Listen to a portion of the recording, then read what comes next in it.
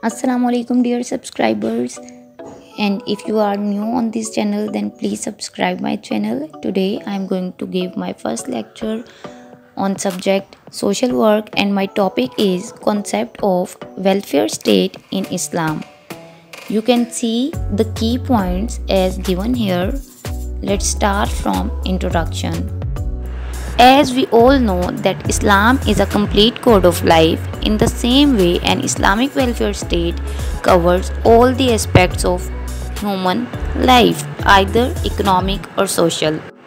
According to Al-Ghazali, any individual living in an Islamic welfare society has the right to protection of religion, life, mind, offsprings and property. एक इस्लामी फ़लाही रियासत में किसी भी शख्स को इस बात का हक़ दिया जाता है कि वो अपने रिलीजन को प्रैक्टिस कर सके। उसे फ़ोर्स नहीं किया जा सकता कि वो कन्वर्ट करे। उसके पास राइट है कि वो अपनी ज़िंदगी को अपने तरीक़ों के मुताबिक आज़ादी से गुजारे। उसकी अपनी सोच है, he has a mind, then he can have offsprings of his own choice. वो जितने चाहे उसके बच्चे पैदा कर सकता है। देन उसका हक़ है कि वो अपनी ज़मीन, अपनी प्रॉपर्टी और जायदाद ख़रीद सकता है, रख सकता है, जायदाद का हक़ हासिल है उसे। आगे आते हैं हम ऑब्जेक्टिव्स पे। The number 1 is poverty eradication. How we can eradicate poverty? We can eradicate poverty by providing employment to the people, and when people will be employed, then definitely the growth rate will become high, the economy will grow. Stability in real value of money. How we can stabilize the real value of money? हमारी imports कम हों, ज़्यादा से ज़्यादा हमारे exports हों, उन्हें competitive बनाएं, अपनी इन्फ्लेशन रेट को रिड्यूस करें। इक्वल डिस्ट्रीब्यूशन ऑफ रिसोर्सेज की इक्वल डिस्ट्रीब्यूशन बहुत ज़रूरी है किसी भी फलाही रियासत के लिए।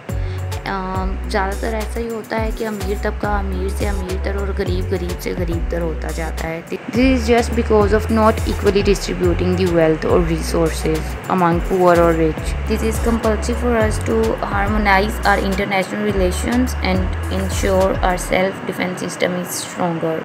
Idea of Islamic welfare state, from where it originated. रियासत मदीना सबसे पहली फलाही रियासत थी जो कि रसूल पाक सल्लल्लाहु अलैहि वसल्लम के दौर में शुरू हुई। हदीस और कुरान हमारे पास सोर्सेज हैं इस्लामिक फलाही रियासत के, जिनसे हम हेल्प ले सकते हैं किसी भी किस्म की इस्लामी फलाही रियासत के लिए। Before second world war there was no ideology of welfare state in the modern west. अगर आज हम वेस्ट की तरफ नज़र दौड़ाएं तो वहाँ पे हमें वेलफेयर स्टेट्स नज़र आती हैं as compare to Muslim countries. मुसलमानों के मुल्कों को देखें तो हमें इतनी फलाही रियासतें नज़र नहीं आएंगी और इतनी डेवलपमेंट भी नहीं है। The reason is not that we are not implementing Islam, but the reason is politicians. इस्लामी फलाही रियासत के लिए सबसे पहला सोर्स हमारे पास कुरान मजीद है, उसके बाद हमारे पास आ जाती हैं हदीस। After that we have the successive rulers like हज़रत अबू बकर, हज़रत उमर, हज़रत उस्मान और हज़रत अली। उनके दौरे खिलाफत में कैसा निज़ाम रहा, वहाँ से हम वेलफेयर स्टेट का आइडिया ड्रॉ कर सकते हैं, उनके एक्सपीरियंस से हम सीख सकते हैं। We cannot say that Islamic welfare state is the same as the modern welfare states. Functions of Islamic welfare state. Number 1 is distribution of wealth, जिसमें आ जाती है ज़कात। इस्लाम में ज़कात हमारे अरकान इस्लाम का एक अहम रुकन है और ज़कात का मेन पर्पज़ यही डिस्ट्रीब्यूशन ऑफ वेल्थ है। ज़कात किन लोगों को दी जाती है इसमें ये भी आ जाएगा। सबसे पहले तो फुकरा होते हैं, people who are living below poverty line. उसके बाद वो आ जाते हैं जो अपनी बेसिक नीड्स पूरी नहीं कर सकते। Then we have the zakat collectors. Then the non Muslims, जिन्हें हम चाहते हैं कि वो इस्लाम में कन्वर्ट हो जाएं, या फिर जो इस्लाम के लिए सॉफ्ट कॉर्नर रखते हैं वो कन्वर्ट होना चाहते हैं। उसके बाद आ जाते हैं जो बॉन्डेड लेबर में हैं, स्लेव्स हैं, उनको आज़ाद करवाने के लिए ज़कात हम देते हैं, उनके लिए भी हम दे सकते हैं। Then we have the ones who are under debt, हम उनका कर्ज़ा अदा करने के लिए भी दे सकते हैं पैसे।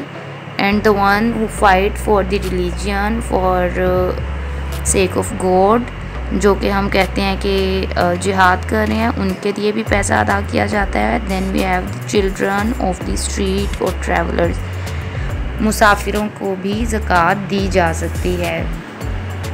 ये सब थे मुसारिफ ज़कात। The second function is every person is entitled to basic needs.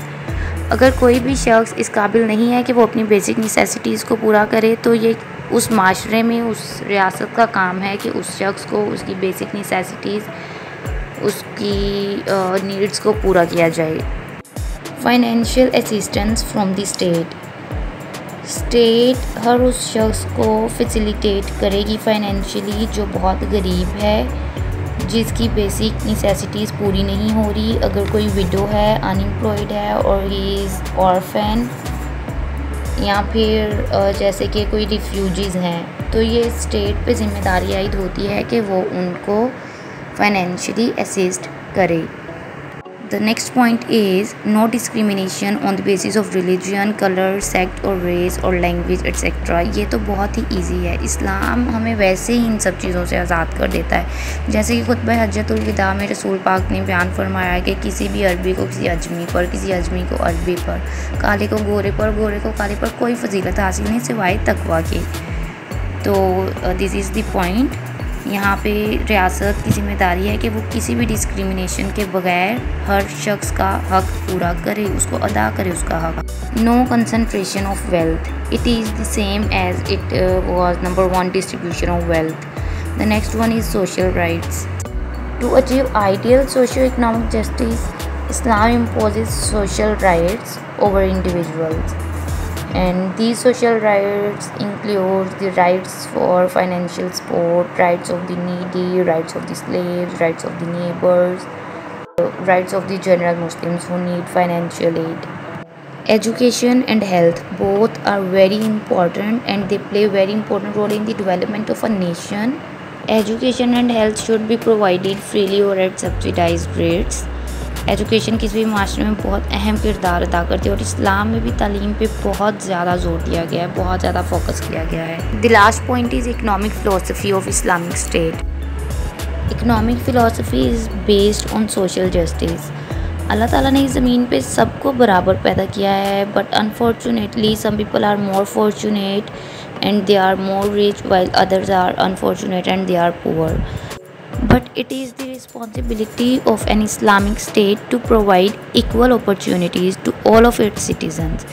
Now I will conclude the topic, and the conclusion is, although Islam is a complete code of life, but in today's world we cannot see any example of Islamic welfare state. To some extent we can say Turkey and Malaysia are working on it, and Iran is also trying to work on it, but there are many sanctions on them, so they are unable to make their country a welfare state. Islam provides us a positive answer to the challenges that we are facing today due to capitalism and communism, but unfortunately it is not. Islamic laws are not applied in any Islamic country. In my next video, I will discuss about Hazrat Umar's period, and Hazrat Umar has given us the best example of an Islamic welfare state. Allah Hafiz, take care everyone till the next video.